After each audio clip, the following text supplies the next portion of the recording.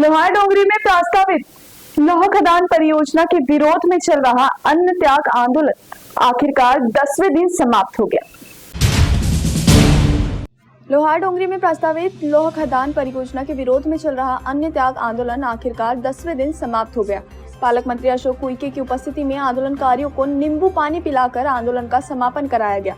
इकोप्रोस संस्था के संस्थापक अध्यक्ष बंडू धोत्रे ने इस लौह खदान परियोजना के विरोध में जिलाधिकारी कार्यालय के सामने अन्न त्याग आंदोलन शुरू किया था। आंदोलन के दौरान प्रशासन ने मामले की गंभीरता को देखते हुए इसकी दखल ली और आंदोलनकारियों से चर्चा की, जिसके बाद पालक मंत्री अशोक उइके की मौजूदगी में आंदोलनकारियों को नींबू पानी पिलाकर उपोषण समाप्त कराया गया।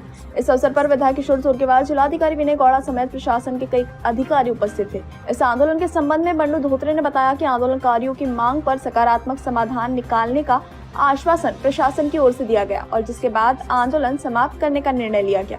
धोत्रे यांनी अन्नत्यागाचा आज 10वा दिवस आहे।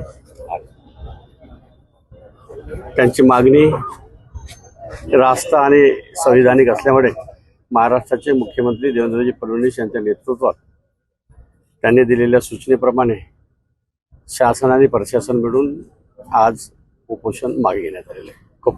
चंद्रपूर जिल्ह्यातील ब्रह्मपुरी तालुक्यात प्रस्तावित लोहारडोंगरी लोहखान प्रकल्पाची वन्यजीव विषयक परवानगी नाकारण्यात यावी या अनुषंगाने आणि सोबतच जिल्ह्यातील वाढता वाघ मानव संघर्ष या निवारण्याच्या जवळपास प्रलंबित 16 मागण्या या सर्व 17 मागण्यांना घेऊन या ठिकाणी अन्नत्याग सत्याग्रह सुरू होतं।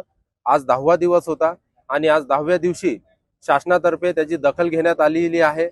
त्यामध्ये महत्त्वाचं ज्या मागण्या होत्या त्या मागण्याच्या अनुषंगाने लेखी उत्तर देण्यात आलेलं आहे आणि आजचं उपोषण जे आहे माननीय पालकमंत्री डॉक्टर अशोकजी उइके यांच्या उपस्थित आणि यांच्या हाताने हे उपोषण सोडवण्यात आलेलं आहे।